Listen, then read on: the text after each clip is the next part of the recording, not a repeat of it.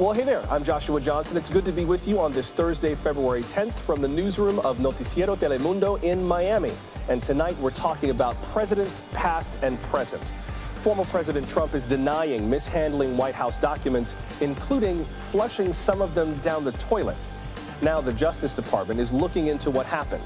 Then, whomever I think will get a vote from the Republicans for the following reason. I'm not looking to make an ideological choice here. I'm looking for someone to replace Judge Breyer with the same kind of capacity Judge Breyer had.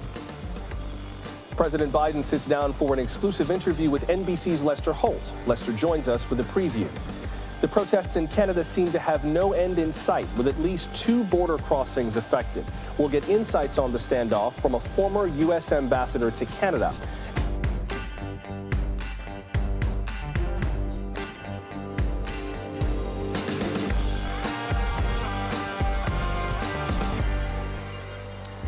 So when a president leaves office, what happens to the papers he leaves behind? In the late 70s, Congress passed a law to preserve those records. The Presidential Records Act basically establishes that the public owns any administration's records. That means presidents must turn over any official documents to the National Archives when they leave office. If a president wanted to destroy any records for whatever reason, the act requires them to get written confirmation from the United States Archivist. Well, it seems that former President Trump may not have followed this protocol, and that is the focus of a new investigation by the House Oversight Committee. 15 boxes of documents from the Trump White House ended up at Mar-a-Lago. The committee wants to know how that happened. It has been in touch with the National Archives, which recovered the documents just last month. In a letter to the Archivist of the United States, Committee Chairwoman Carolyn Maloney says she is, quote, also concerned by recent reports that while in office, President Trump repeatedly attempted to destroy presidential records, which could constitute additional serious violations of the PRA, unquote. The National Archives is also asking the Justice Department to investigate. Meanwhile, President Trump has issued a statement, quote, it was a great honor working with the NARA, that's the National Archives and Records Administration, working with NARA to help formally preserve the Trump legacy. He also added, quote, the papers were given easily and without conflict and on a very friendly basis, which is different from the accounts being drawn up by the fake news media. In fact, it was viewed as routine and no big deal, unquote. A statement from the archives says that the president's representatives are, quote, continuing to search for additional presidential records that belong to the National Archives, unquote. So, what happens next? What kinds of repercussions can a president face for something like this, if any? Let's begin with NBC National Security Correspondent Ken Delanian. Hey, Ken. Joshua, 2 administration officials have confirmed to NBC News that the National Archives asked the Justice Department to examine whether federal law was violated in the handling of presidential records at the end of the Trump administration. That came after officials said Trump returned 15 boxes of records to the archives after they were found on his Mar-a-Lago estate. And now we also have reports that Trump routinely ripped up presidential documents, which then had to be pasted back together by his staff. And there's also a claim in a new book by New York Times White House reporter Maggie Haberman that Trump flushed documents down White House toilets. The law in question here is the Presidential Records Act, which was adopted in response to the claim by Richard Nixon that his White House records belonged to him. But that law has sort of been enforced on the honor system over the years, and there's no indication as of now that prosecutors are investigating Trump criminally. Legal experts say that would be a difficult case to make, and officials pointed out that presidents don't usually pack their own boxes. So unless investigators find evidence of an effort to cover up wrongdoing, nobody's expecting criminal charges. All that said, Joshua, the House Oversight Committee is also investigating this matter, and they have a different mission from prosecutors. They want to get the facts in front of the public. In response to all this, Trump issued a fairly vague denial that doesn't address the specific allegations. He said in a statement, the media's characterization of my relationship with NARA, that's the National Archives and Records Administration, is fake news. It was exactly the opposite. It was a great honor to work with NARA to help formally preserve the Trump legacy. He goes on, the papers were given easily and without conflict and on a very friendly basis. You'll note, Joshua, that Trump didn't say whether he destroyed or withheld documents. Joshua? Thank you, Ken. That's NBC's Ken Delaney starting us off tonight. Let's continue now with NBC News presidential historian Michael Beschloss. Michael, good to see you again. Welcome. Same. Thank you. Always great to see you, Joshua. Can we just start with part of what Ken was talking about and the reasoning for the Presidential Records Act coming out of the Nixon administration? Kind of walk us through what the spirit of this act is. Sure. Well, let's walk back through time to Watergate and Richard Nixon leaving office in that scandal in 1974. Nixon made a deal with the then National Archives that after some time, if he wanted to, he could destroy some of his famous secret tapes. He could destroy documents, and he sure wanted to do this because he was worried that those things would not only damage his reputation, but might land him in prison. Congress was outraged, and they passed this law that you mentioned earlier, Presidential Records Act of 1978, which says that the second that a president leaves office, those are no longer his records, if they ever were. They were always all of ours, but they go to the National Archives, can't be destroyed, have to be preserved. You know, it is said that 15 boxes of records were found at Mar-a-Lago that shouldn't be there. May not sound like much, but that's a lot of records. We're also getting other reports that these included national security records with high classifications. What happened to those? Is there a possibility that one of these documents went to a hostile foreign power? If that happened, then American children tonight are a lot less secure than they should be.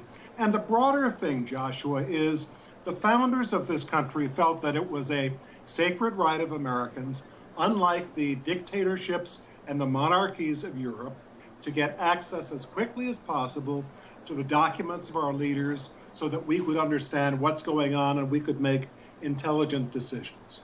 If this law is not enforced, and there are many people who think it could be a 3-year penalty in prison for a violation of this law and a fine, you know, what do laws mean in this country? What happens to our democracy? Well, with regard to that, part of the statement from President Trump, he wrote that he was told, claimed that he was told, that he was under no obligation to give this material based on various legal rulings that have been made over the years. That's a quote from part of the president's statement. What might he be referring to there, various legal rulings? Nothing. As often happens with Mr. Trump, here's a case where I don't know who told him this. I think we're going to have a hard time finding out what the name of that person was, because if this really happened, which I tend to doubt, it was very bad and wrong advice. Is this the kind of thing that happens sometimes with presidents? You know, I mean, I'm in this gigantic new building, the new headquarters of Telemundo in Miami. I wish I were in Miami. I can only imagine how much. Oh my goodness, it's a little bit nicer weather than New York. And I can only imagine how much paper is in this building, right? When they moved from the old Telemundo headquarters to this new Telemundo Center, I can only imagine how much paper they had to pack up. Something had to get left behind. Is there a plausible explanation for why some administrations, through no malice aforethought, just forget some boxes, forget some documents, and then later have to say, oh yeah, we forgot to drop this off at the archives? No. That didn't happen here.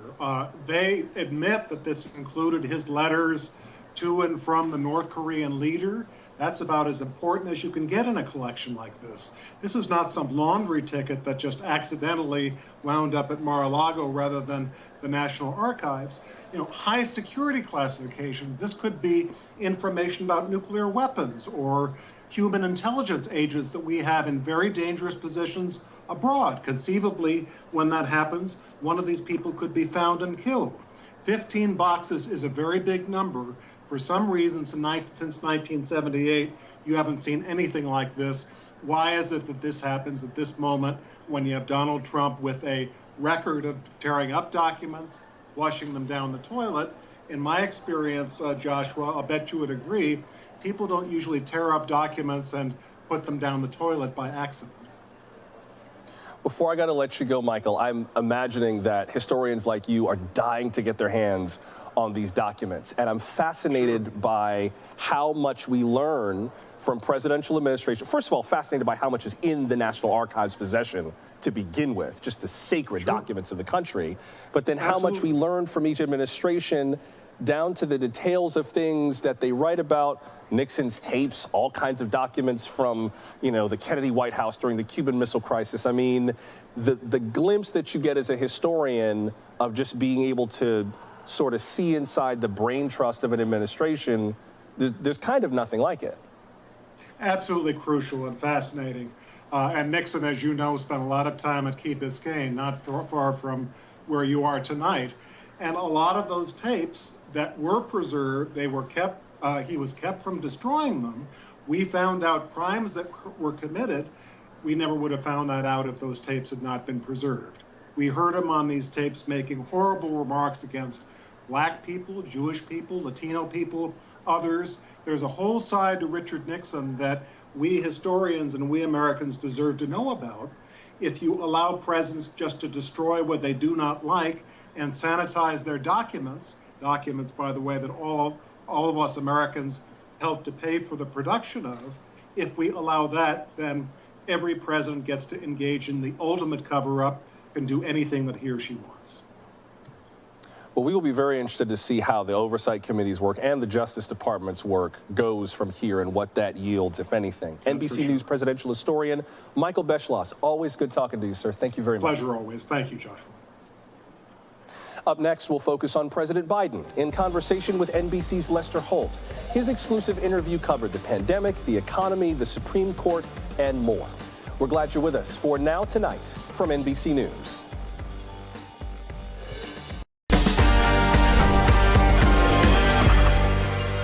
President Biden's first State of the Union address is a few weeks away, but he's addressing the American people now in an exclusive interview with NBC's Lester Holt. It's the president's first one-on-one conversation this year, and there is plenty to discuss. According to a new CNN poll, nearly 6 in 10 Americans say they disapprove of the president's performance. More than half say the president has done nothing they approve of at all. The president talked about a range of challenges facing the country, including the ongoing crisis in Ukraine, the pandemic, and inflation. Lester Holt joins us now to break down the interview. And Lester, I wonder if we might start with something you asked about the Supreme Court and the successor to Justice Stephen Breyer. Here's part of what he said. Can I ask you where you stand right now in your nomination process for a Supreme Court? What your short list looks like, or if you want to name the nominee right here, we'd be happy to hear you. Well, first of all, the short list are nominees who are incredibly well qualified and documented.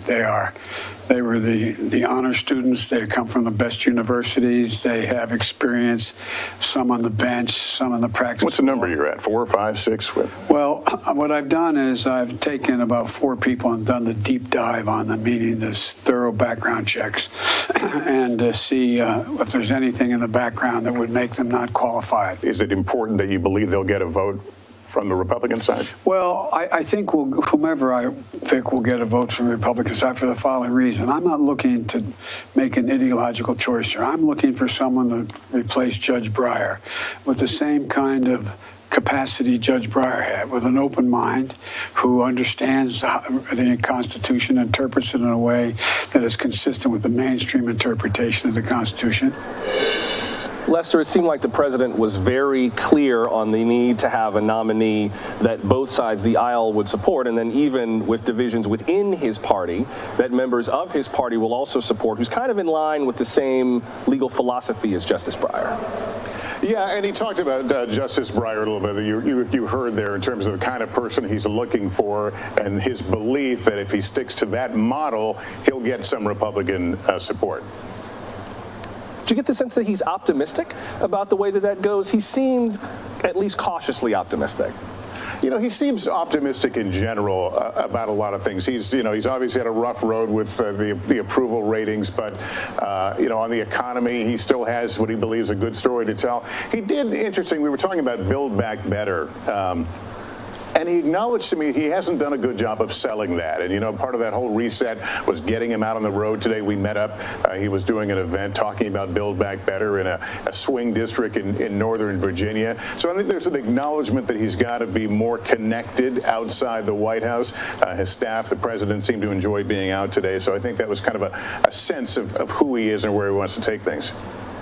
Yeah, he did say in a news conference not too long ago that he wanted to get out into the country a little more and sell some of the work that his administration is doing, which I thought got to your question to him about inflation and when we would start to see some relief. He seemed like he didn't want to obviously put a date on like when inflation would ease, but he seems aware that he needs to be able to show some results of the policies that his administration is putting forth.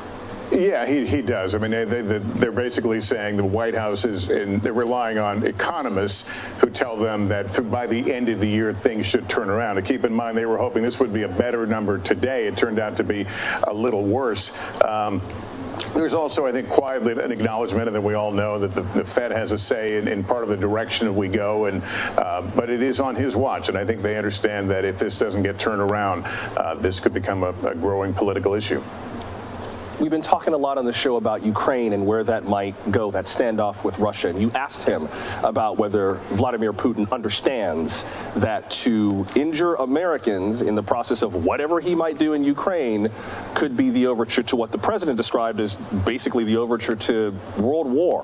What's your sense of how confident the president feels about that? Understanding, of course, no one quite knows what Vladimir Putin is going to do, but how confident is the president in his plans with Ukraine? I don't know. I mean, he understands and acknowledges that things can go badly there very quickly, because I brought up the issue of American citizens. Would there be American troops available to evacuate people there? He basically said things could go badly. You wouldn't put troops up against one of the largest armies in the world, and he stressed several times that Americans there should come home. In terms of what he's telling Vladimir Putin, I asked him I said, have you told them to leave Americans alone? Yes, he said, and then later clarified that through his other speeches and remarks, he has sent that crystal clear. And, he still believes, I think, in the power of the sanctions and the crippling, what he thinks will be crippling to the Russian economy as a very, very strong weapon to keep Russia from making that move across the border. But we all see it. They continue to reinforce that buildup. And right quick, Lester, before you go, the president seemed confident, at least in his administration's position on COVID measures, even as some states, some governors begin to roll their mandates back. Yeah, he was very careful. I kind of walked him to that point. You've got governors who are, who are kind of going their own way, getting ahead of the CDC. He clearly did not want to directly criticize them. He suggested that, yeah, probably it's a little bit premature what we're seeing. But also, for example, when we talked about schools, he kind of said that the vaccines, which will soon be available to virtually every child, will perhaps alleviate some of the need for masks, but that's not the same as removing mask mandates. Exactly. Lester Holt, appreciate you making time for us. Thank you, sir. And remember, you will see more of Lester's interview with President Biden tomorrow on Today, and this Sunday ahead of the Super Bowl on NBC. It started as an anti-mandate protest in Ottawa. Now it's grown into something larger, creating problems across the border. We'll get into the politics of this protest with the former U.S. ambassador to Canada just ahead. Stay close. At least 2 major crossings on the U.S.-Canada border are blocked or closed, inspired by protesters in Ottawa. For the past 2 weeks, truckers have been protesting the country's vaccine mandates. Canada requires vaccinations for truckers to re-enter from the U.S. The protests are having some tangible impacts on jobs and trade. Ford, Toyota, and General Motors are all shutting down plants or altering their production plans. That's putting pressure on law enforcement to get tougher and end these standoffs. And that may be easier said than done. These protests are moving beyond Canada's borders, drawing support from anti-vaccine groups around the world. Some are even raising large sums of money in support. Yesterday, Bruce Heyman, the former U.S. ambassador to Canada, tweeted, "The protests in Ottawa, Canada, and the Ambassador Bridge are less about vaccines and more about political extremism and desires to disrupt the Canadian government and economy." Let's get some more context on that from Bruce Heyman, who joins us now. Ambassador, welcome.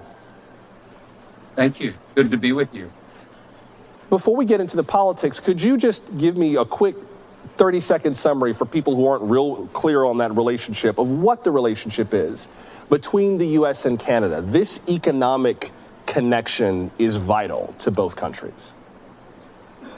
So very quickly, and it quickly would be not necessarily fair, for Canada is our best friend, best ally, largest and best trading partner in the world. They border our whole northern side of our country all the way up through Alaska. And about, in pre-COVID times, 400,000 people would cross our shared border every day. And it was the Canadians who were there for us in 9/11 and Gander, who were there for us in Iran during the hostage taking. When I met with Chris Christie in Ottawa when I was the ambassador, he told me about the Canadians coming down in Hurricane Sandy and putting the electric wires up. When I met with Mayor Mitch Landrieu, he told me about the Canadians. The Canadians have been there for us through thick and thin, and the amount of trade we do with them is the largest of any country in the world, and it's balanced, so not a big deficit or surplus. So that's the kind of trade we want to do. We make things together, we build things together, and about 80% of the population of Canada live within about 100 miles of the U.S. border. So the politics behind this, are we talking anti-vaccine politics? Are these politics that have more to do with Canada's Prime Minister, Justin Trudeau? Like, what is this as you see it? So we've all been through a couple of years of very tough times with regard to COVID, and we've been impacted significantly as a result of that, all of us in America, but also around the world. Canada has very specific, much more stringent in some respects than even the U.S., and they've had good outcomes, much lower mortality and better outcomes with regard to the virus.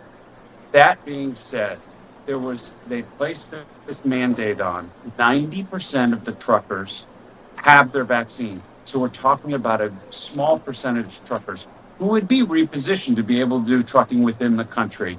And they either have to have the vaccine or be quarantined coming back. So I think, though, this group legitimately might have had a chance to get out and protest and speak their mind. But they've been radicalized, and a lot of other groups have joined in. Another news network to the far right has encouraged them to be more stringent in terms of taking it to the government of Trudeau. There's been fundraising around the world and in the United States, as you mentioned, and it is a very much evolved now to a shutdown, or at least partial shutdown, of the Ambassador Bridge, where 25 to 30% of all manufactured goods that trade between the largest trading partner go through that bridge. And that's why all these auto plants are now having to shut down, because they don't have parts. A carburetor may travel 6-8 times across the border in its ability to be manufactured. And so this is the issue. Before I have to let you go, I wonder what the path forward is from here. We heard from Drew Dilkens, who's the mayor of Windsor, Ontario. If you've ever been to Detroit, the city you can see across the Detroit River from the city, that's Windsor, Ontario. It's when you land, when you get in the Canadian side. Talking about a potential plan to put an end to this. Listen to what he said. If the protesters don't leave, there will have to be a path forward. If that means physically removing them, then that means physically removing them, and we're prepared to do that. Ambassador, I'm not sure how that works. I mean, 18-wheelers are designed to be immovable once their air brakes are on. Like I've heard experts say dragging those things out of the street is nigh on impossible unless those truckers decide to release the air brakes on those trucks.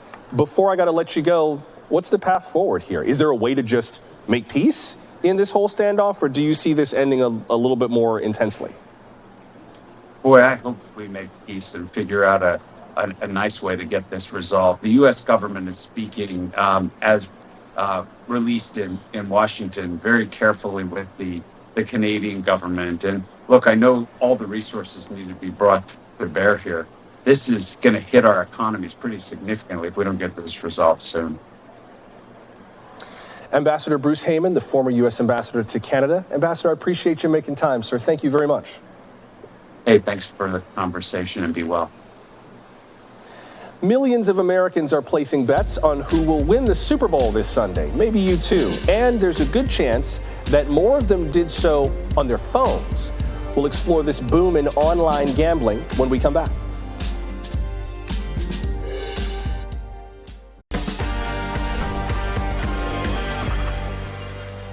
Super Super Bowl 56 is this Sunday between the Rams and the Bengals, and this year millions of people may be watching not just as fans, but as gamblers.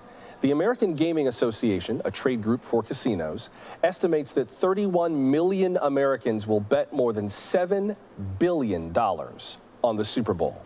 And more than 18 million American adults could place traditional sports bets online at a retail sports book or with a bookie. That's up 78% from last year. Technology is making betting easier than ever, and a number of companies have pushed hard for legalization. So how will that affect the game and us? NBC technology correspondent Jacob Ward joins us now. Harry Levant was a trial lawyer for more than 20 years. He spun into addiction and pled guilty to stealing more than $2 million from his clients, blowing it at this casino in a 16-month binge. This was his first time here in 8 years. How does it feel being here? I don't think I can describe it in one word. There's a lot of emotions. He says it took feeling suicidal to help him turn his life around. On April 27th, 2014, I got within 30 seconds of taking my life. I was trying to write a note to say goodbye to my kids. And I had a moment of clarity where I realized I didn't want to die. Gambling addiction wanted me to die. It was done with me. Levant says it's harder to quit gambling today than it was when he did it. I had to walk into this building to place a bet. Gambling is now being delivered on every single electronic device, all day long, all night, on every single sporting event, professional, college. The ads are everywhere. You can bet $5 and win $280 cash. Bet $5 to win $200. Load the Fox Bet Sportsbook app. But this is not just a friendly office pool. This is commercial online sports gambling, now legal in 31 states and expected to bring in more than $39 billion annually within 10 years. The floodgates opened in 2018 when the Supreme Court struck down a federal sports gambling ban, leaving it to states to regulate themselves. The result has been incredible money for the industry and for the states. Pennsylvania is a perfect example. 6 months after sports gambling apps first launched, gamblers here spent more than $316 million in a single month. 2 years later, that monthly number has more than doubled, and more than $22 million went to the state that month as tax revenue. Using a phone to place bets accounts for more than 80% of sports gambling, according to sportshandle.com. It's always on, it's largely unregulated, it's harder to keep away from children, and it allows companies to track everything a player does. And Philadelphia, with legal gambling, 4 major sports teams, and a major media market, is a unique lab for the industry to experiment with new forms of online and real-world gambling. This old theater is slated to become an online betting lounge. It's one of 2 in Philadelphia that are a prototype for something that could happen throughout the nation. The operators of the planned Bankroll Club did not respond to our request for an interview, but have told reporters that patrons will use their phones to order food and gamble online. Harry Levant says this is not going to be just a place to catch a game. This is going to be a public health nightmare. Companies are offering online bets on everything and anything, down to the color of the Gatorade dumped on the winning coach at the Super Bowl. And for someone like Levant, that means no break from his compulsion. If anything, experts who study addiction say online casinos have all the data they need to know when someone has lost control. I don't think most people are aware of how easy it is to tell that someone is an addict when you're looking at their data. Levant is earning a master's degree as an addiction counselor. The NFL did not respond to our request for comment. But for Levant, the Super Bowl is a reminder of the growing power of the gambling industry. They have converted NFL football into the equivalent of the same dice that I threw inside that building in the grips of a gambling addiction. A new American tradition worth billions. NBC technology correspondent Jacob Ward joins us now to discuss this. And Jake, I wonder if we could follow up on what the gentleman you interviewed said in terms of these online betting lounges being, in his words, a public health nightmare. What do we know data-wise in terms of the impact of these places? Or is it kind of too soon? Is this really unprecedented? Well, it's moving so rapidly, Joshua, that the numbers are hard to track. But we do know that, first of all, the amount of activity is extraordinary. As you mentioned there, over $7 billion is going to be wagered on this Super Bowl, and that's according to the industry. We also know that more than 80% of that is going to likely be on mobile phones. So the incredible numbers and participation is already there. Then we also know that, in the United States, we devote very little federal money to anything like addiction resources and research, but the research that we do know suggests, for instance, that the helplines that you can call in your state for help with a gambling addiction, they've seen a sharp uptick in calls in at least 10 states. So we know that that's happening, but we also know that traditionally people only call after years and years of struggling with addiction. And so the numbers are very fuzzy here, but we know that there's just an explosion of activity here, and certainly the researchers we've talked to say that the addictive potential is enormous. In your new book, The Loop, the one that's on the shelf over your shoulder, which I am very much enjoying reading, you talk about the way that technology has been able to tap into the way that our minds work, kind of the way our unconscious minds work, and use that to make money in ways that can be quite detrimental, quite damaging. Does that factor into sports gambling online as well? I mean, I imagine that if Instagram knows how to dig the exact perfect rabbit hole to keep me sitting still for an hour, they must be able to figure out how to get me to bet on this or that. That's right. I mean, we in the United States have a real stigma about gambling as sort of an impulse control problem as opposed to it being an addiction. It took 30 years to get it into the psychology manual. But it turns out that there is a hugely predictable pattern to addiction, and it involves all the things that make sports gambling so compelling. Then at the same time, you also have these companies creating not just the opportunity to bet, Joshua, on the outcome of a single game or covering the spread. You can bet on how every single point goes, every serve in tennis. And as a result, that tailoring that you can do feeds into what psychologists describe as the real endless machine zone that real gambling addicts get into. And one of the markers of this for me is the discovery that, when there was no sports going on, people began to bet on Russian ping pong on mobile apps. I don't know anything about Russian ping pong. I don't know about you. People were spending about $7 million a month. But here's the thing. Since professional sports has come back, that number has, in fact, only gone up. In Colorado alone, they spent over $11 million in a single month in 2021 on Russian ping pong gambling, right? So there's something going on in the way that the company has clicked into something and really found something that sticks. Before I got to let you, Russian ping pong, I never would have guessed. Before I got to let you go, you said that since that Supreme Court case in 2018, who would have thought, that this industry has been largely unregulated? Are there more efforts to kind of rein it in? We know that more states, like New York State, have sanctioned it so that you can bet through some of these apps. But what about efforts to pull it back? Joshua, there is almost no federal effort that we have seen that has any sort of traction. The Supreme Court basically ruled that because gambling was not specifically mentioned in the Constitution, it should be up to the states. But now we see those states enjoying tens of millions of dollars a month in tax revenue. And so, critics say that they are not incentivized to push back against this. So we definitely have a world in which 31 states have outright legalized it.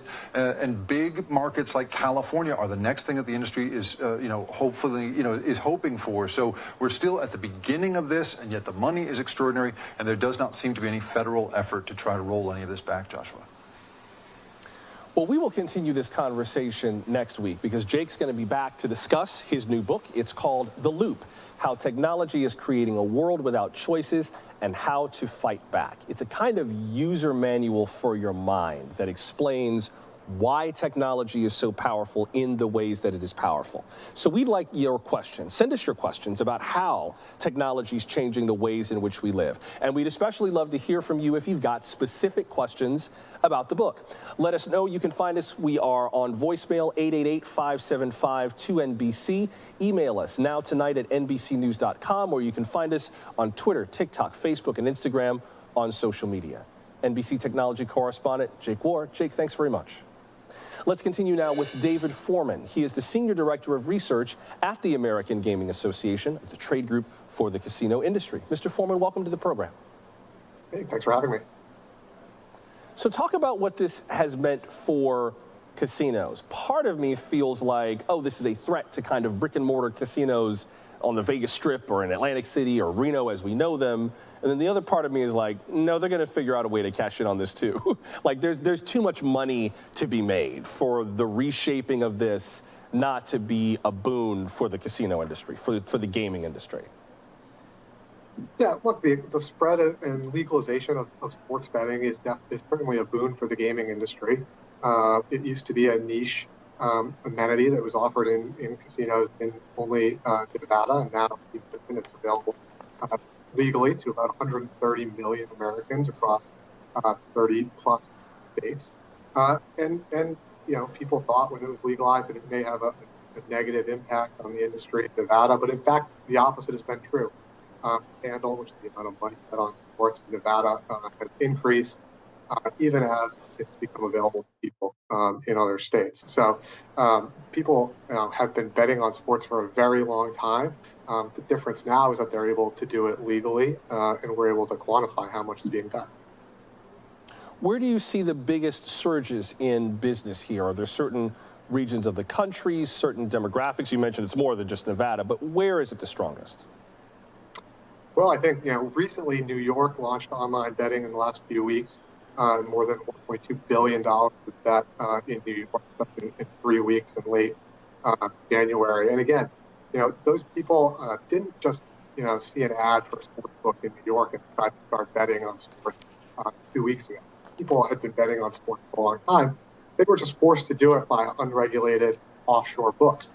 And legalizing it gives them the opportunity to do it with books that are licensed and regulated here in the United States, that offer consumers protections in terms of responsibility, and also offer them other consumer protections in terms of confidence that they get money back, and that bets will be traded. Are there any concerns among the industry in terms of what we were just discussing with Jake Ward? I mean, it seems like if there is this much money to be made, I'm not sure what prevents avarice from taking over and people from being so much more easily, pulled into these rabbit holes that they can't get out of. I guess for lack of a better way to put it, when is enough enough? Well, the industry, the legal industry is committed to making sure that it's rolled out responsibly. We want to build a long-term business here for people to enjoy, again, legally. But when you look at sports betting, in terms of the entire U.S. casino industry, it's a pretty small amount of the total revenue pie. Right now, sports betting accounts for about 7% of all U.S. gaming revenue. So brick and mortar casinos and slots and table games are still the biggest driver of casino business. And that's likely to continue for quite some time because sports betting really is, from a sportsbook's perspective, a really low margin business. For every about $100. I guess what I'm wondering about is, I guess what I'm getting about, forgive me for interrupting, I know my time with you is very brief, but, Jacob Ward was talking about the proliferation of betting on Russian ping pong. Like, I bet some people had never betted on anything until they heard of Russian ping pong, and then they decided to try it just out of the novelty of it. I guess my concern is, I know how powerful social media is and the rabbit holes we fall into and the human effects of that, where our only currency is the time we spend. I can only imagine the impact if we're spending our time and our money. It may only be 7% of the overall industry, but that's not a 7% that the industry plans to keep at 7. I imagine the goal is to make it grow. Yeah, the goal is to make it grow as we roll out to more states and as we convert more consumers from, again, those unregulated offshore books to these legal books where they have protections and where, again, the books are able to ensure the integrity of the sporting events that are being bet on, and also offer players things like bets on their limits, time limits on how much time they spend on the app. And I think it all comes back to this idea that sports betting is new in America, and it's just not. People have had access to these online books on their phones, on their computers for many, many years now. The only difference is that now they have access to these legal, regulated books here in the United States. Where do you see this industry headed? Like, what's the prediction in terms of what the gaming industry is hoping for, let's say, 5 years from now? Yeah, I think just in terms of the Super Bowl, which is coming up this week, we've gone from about $250 million wagered a year to about $500 million wagered last year. This year, a lot of people expect more than $1 billion to be wagered on the game. And I think it's, that's a small amount of that $7.6 billion that we talk about will be wagered legally. So I think in the long-term goal for the industry, again, is to just bring those players who have been betting offshore with these unlicensed books to these legal sites to grow the industry responsibly and to provide these players with a better experience. David Foreman from the American Gaming Association, I appreciate you making time. Thank you very much. Thanks for having me. And thank you for making time for us. Remember to send us your questions for NBC's Jacob Ward on how technology and AI are affecting our lives. We definitely want your reactions to his new book, The Loop. We're at NBC Now Tonight on Twitter, TikTok, Facebook, and Instagram. Leave us a voicemail, 888-575-2NBC, or email us nowtonight@nbcnews.com. So until we meet again, I'm Joshua Johnson here at Telemundo Center in Miami. We're back here tomorrow. Hope to see you then. Good night.